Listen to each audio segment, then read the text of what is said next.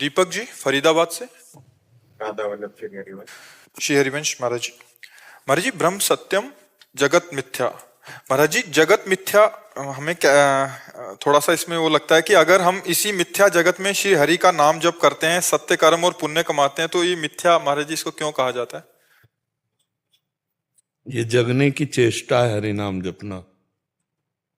जैसे सोए हुए पुरुष को जगाया जाता है ना, तो ऐसे ही ये जो सत्संग है, हरिनाम है, ब्रह्म तत्व की चर्चा है, वेदांत चर्चा है, सांख्य है, अष्टांग योग, कर्म योग, भक्ति योग, ये जीव को जगाया जा रहा है।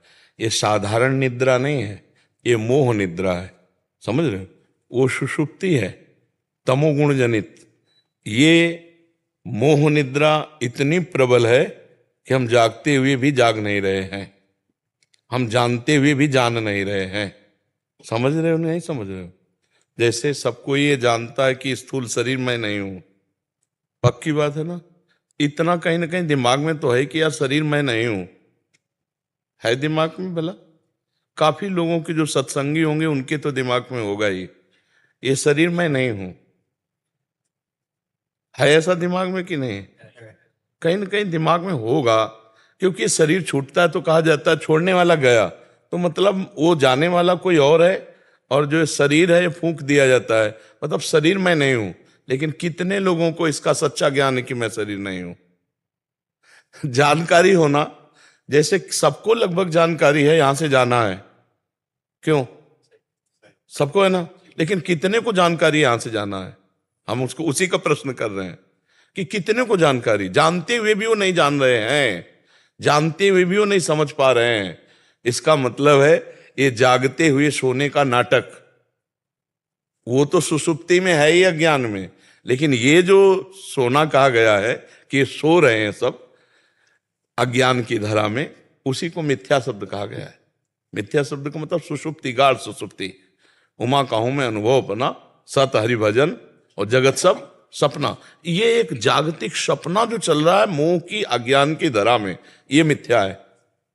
जैसे पीछे जन्म में आप कौन थे आपको पता नहीं, आपका परिवार था, आपके रिश्ते नाते थे, लेकिन आपको आज पता नहीं।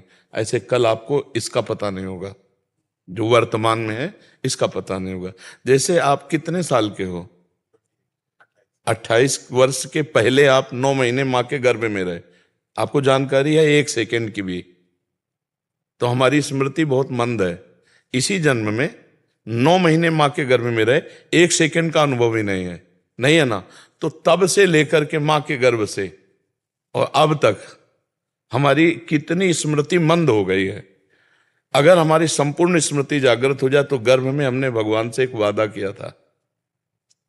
कपिल भगवान जीव की स्थिति का वर्णन करते हैं जब, तो भागवत में वो जीव को ज्ञान होता है अनंत जन्मों का। मां के गर्भ में उसे बड़ी पीड़ा महसूस होती है, आसपास झिल्ली के अंदर बंधा हुआ और लिबलिबाहट वाले सब गंदे पदार्थों के बीच में भरा हुआ, और उसके श्वास प्रश्वास की गति रुकती है, और नाल से उसका आहार विहार शरीर में जाता है, उसी से उसका पोषण होता है। उस समय कुछ खाना पीना तो होता नहीं, तो भारी कष्ट होता है। तो उसी समय भगवान उसे स्मृति जागृत करते हैं, तो उसे ध्यान आता है अनंत जन्मों से इस माया में मैं भ्रमित। तो भगवान से कहता है कि एक बार मुझे इस माता के गर्भ रूपी नरक से बाहर कर दो, मैं जाकर ऐसा भजन करूंगा कि अब की बार अगला जन्म नहीं होगा, मैं आपको प्राप्त हो जाऊंगा।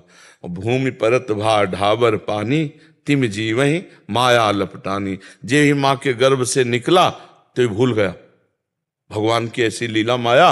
अब कहाँ वो जो दिव्य आनंद था वो कहाँ बोले लड़का हुआ लड़की हुई, अब वो भूल गया। अब वो फिर शरीर राग में पुष्ट हो गया, बचपन। अब देखो जवानी, आप जवान हैं, आप जवान हैं ऐसा ज्ञान है, मैं जवान ऐसा कभी नहीं ज्ञान कि शरीर जवान है, नहीं। भगवान की इतनी प्रचंड माया है कि जानते हुए भी नहीं जान रहे हैं, जानते हुए भी नहीं। यहां से चवन्नी नहीं जानी किसी के साथ, 1 रुपया नहीं जान, फिर भी सब हाय हाय किए ना। 7 जन्म के लिए इकट्ठा करने का सारा प्लान है। मन बुद्धि चित्त इसे सत्य मानने लगा, तो शास्त्र हमारा कहता है ये सत्य नहीं है, इसी में जो ब्रह्म तत्व है वो सत्य है। तो अब तुम सोने के नाटक में अगर हो तो जगाना बहुत कठिन होता है। अगर वास्तविक सोए हुए हो तो जग जाओगे, ए उठो सुबेरा हो गया, उठ जाएगा। लेकिन सोने का नाटक कर रहा हो तो ए उठो, ए उठो। तो हम लोग सब सोने का नाटक कर रहे हैं, अज्ञान का नाटक कर रहे हैं। जागे हुए पुरुष हो तुम सब, तुम्हें सब पता है। जब किसी का परिवार में निधन होता है और लोग स्मशान घाट में ले जाते हैं तो कहते हुए जाते हैं राम नाम सत्य।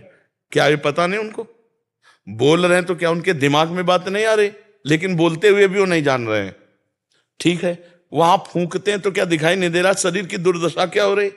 तो इस शरीर के लिए हम मांस खाएं, मदिरा पिएं, बेविचार करें, पापाचरण करें और यही शरीर जल जाएगा और उसका कर्म लेकर हमको भोगना पड़ेगा। भला क्या जानकारी है सच्ची? नहीं। जब उस परिवार के लोग रोते हैं तो दूसरे लोग बैठ के समझाते हैं, देखो भाई इस संसार का नाम मृत्यु लोक है, यहाँ ऐसा होता ही है, सबको मरना पड़ता है, कल हम भी मरेंगे, आप भी मरेंगे, आप क्यों चिंता करते हैं? आप शांत हो जाइए। और आप बीड़ी पी के चल रहे हैं, हमने देखा ये बात। आप बीड़ी जलाई और बीड़ी पीते हुए चले, आगे चल के हंसी मजाक को भूल गए सब। वो ये भूल गए कि ये दशा मेरी भी शरीर की होनी है।